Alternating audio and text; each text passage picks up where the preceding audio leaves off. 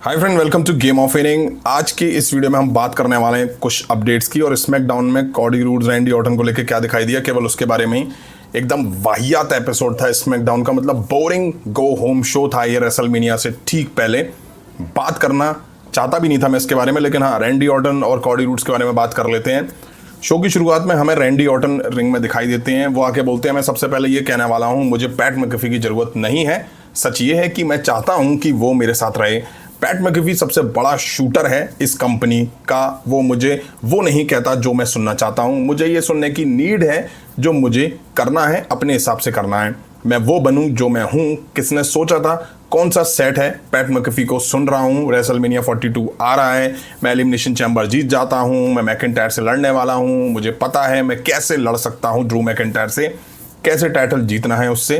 तभी Cardi roads title वापस जीत लेता है। कॉडी रूड्स टाइटल जीता एक रीमैच में। कॉडी रूड्स और मैं दोस्त थे। पैट की बात मैं नहीं सुन सकता था, मैं अपने दोस्त को हर्ट नहीं कर सकता था। फिर कॉडी मुझे परमिशन दे रहा है मैं बनूं। कॉडी है कौन मुझे परमिशन देने वाला? मैं वाइपर हूं, मैं उन आवाज को सुनूं। एक घमंडी आदमी मुझे परमिशन दे रहा है कि मैं बनूं। दोस्ती ऐसी होती है, उसमें लेना देना होता है। बट कॉडी रूड्स के साथ मैंने दिया और उसने बस लिया, उसने कभी वापस नहीं दिया। आज से ठीक 2 साल पहले कॉडी रूड्स को फ्रेंड की जरूरत थी, उसने सेथ रॉलिंस को बुला लिया।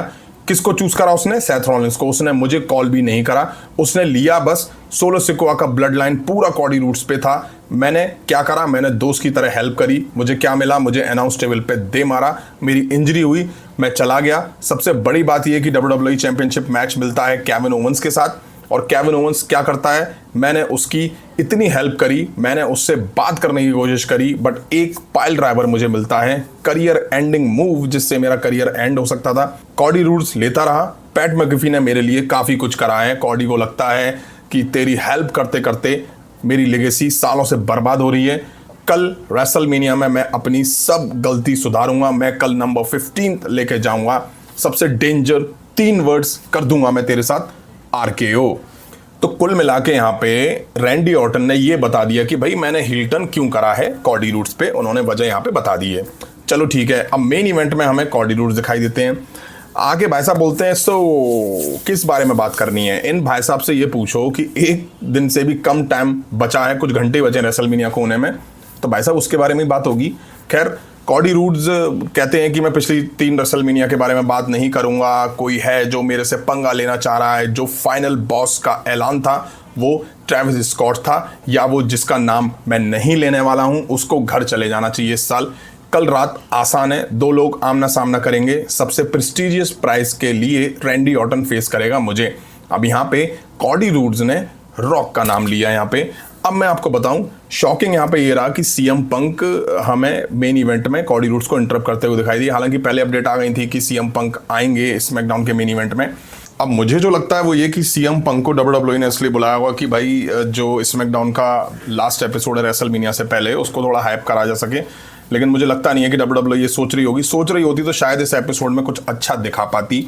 वहीं आपको बताऊं, CM पंक आके कॉडी रूड्स को पंप अप करते हुए नजर आए कि भाई तू अपनी सुन, तू अपने आप से सीख, तेरे फादर से तूने सीखा हुआ है, ये है वो है।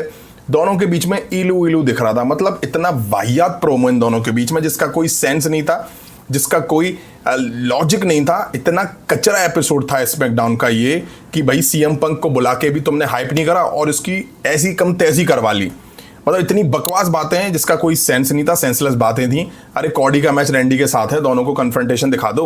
बट ओपनिंग में ही रैंडी ऑर्टन अपना प्रोमो देके गाड़ी में बैठ के निकल गए। बट नहीं, इनको तो मैच का और ज्यादा सत्यानाश करना था। रॉ स्मैकडाउन से बेहतर है, तब भी वो 2.5 घंटे या उससे 10-15 मिनट कम का ही शो दिखता है। बट इनको मोस्ट बोरिंग स्मैकडाउन को 3 घंटे का ही खींचना है। शो में रेसलमेनिया में होने वाले मैचेस के वीडियो पैकेज दिखा दिखा के इन्होंने टाइम निकाला।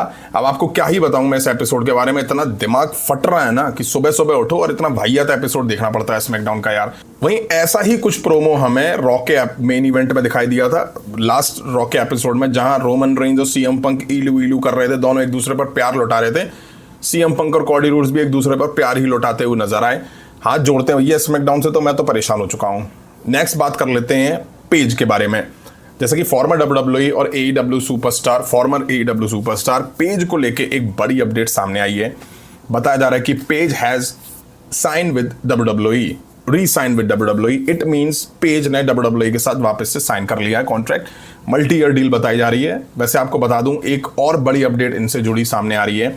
पर PW Insider, Paige will make her return to WWE at WrestleMania 42, replacing Nikki Bella in the fatal four-way tag team match, as Nikki has not been medically clear following her ankle injury. She will team up with Brie Bella on night 1 of WrestleMania. PW Insider की एक report आई, इसमें कहा जा रहा है कि page WrestleMania 42 में return करने वाली हैं। वो फैटल फोर-वे टैग टीम मैच में निक्की बेला की जगह लेंगी, ब्री बेला को ज्वाइन करेंगी, क्योंकि निक्की बेला की जो इंजरी हुई थी, एंकल इंजरी, उसकी वजह से वो अभी तक मेडिकली क्लियर नहीं हुए हैं, ना ही इस तरह का कोई ऑफिशियल अनाउंसमेंट हुआ है। रेसलमेनिया की फर्स्ट नाइट को ब्री बेला के साथ पेज टीम अप करेंगी।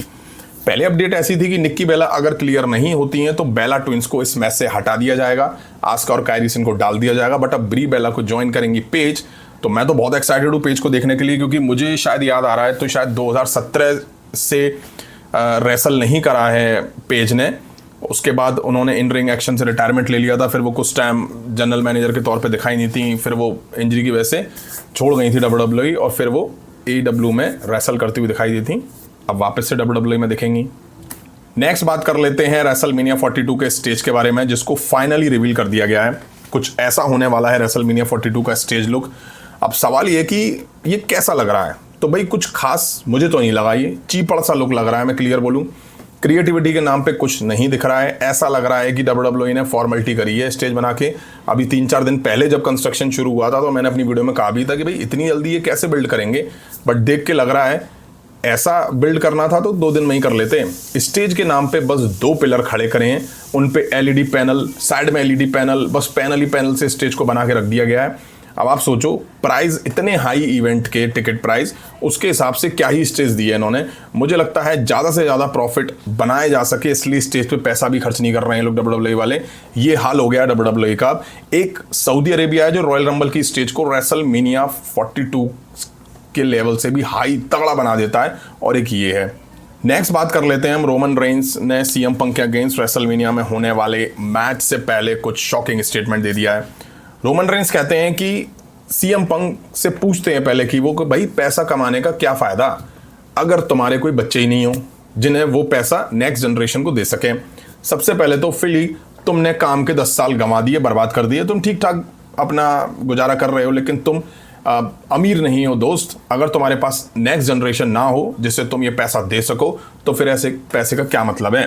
रोमन रेंस ये भी कहते हैं कि अगर वो रेसलमेनिया में CM पंक से हार जाते हैं तो वो WWE छोड़ देंगे। If I lose to CM Punk at WrestleMania, I don't belong in WWE anymore. If I lose on Sunday, I would say my work is done. अगर मैं रेसलमेनिया में CM Punk से हार जाता हूँ तो फिर WWE में मेरी कोई जगह नहीं होगी। अगर मैं संडे को हार जाता हूँ तो मैं कहूँगा कि मेरा काम WWE में पूरा हो गया। अब ऐसा कह के रोमन रेंस ने इस मैच की हाइप बढ़ाने की कोशिश करी है। वहीं अगर देखा जाए तो एक तरह से रोमन रेंस ने मैच का रिजल्ट भी स्पॉइल कर दिया है। ये सभी जानते हैं कि रोमन रेंस अभी तो WWE छोड़ के कहीं नहीं जाने वाले हैं। रोमन रेंस के कॉन्ट्रैक्ट को लेके भी रूमर्स हैं कि शायद वो एंड होने वाले हैं, इसलिए इस तरह का स्टेटमेंट रोमन रेंस ने दिया है। तो आपको बता दूं ऐसा कुछ भी नहीं है। रोमन रेंस का कॉन्ट्रैक्ट वगैरह सब ओके है। WWE ने अभी चीज़ें ऑफिशियल नहीं करी हैं, बट हाँ, मैच अब देखना होगा कि कौन जीतता है, CM पंक या रोमन रेंस। अब वीडियो आपने यहाँ तक देखी, लाइक नहीं करी तो लाइक करें, चैनल पर चैनल को सब्सक्राइब करें। मिलता हूँ नेक्स्ट वीडियो में। Thank you.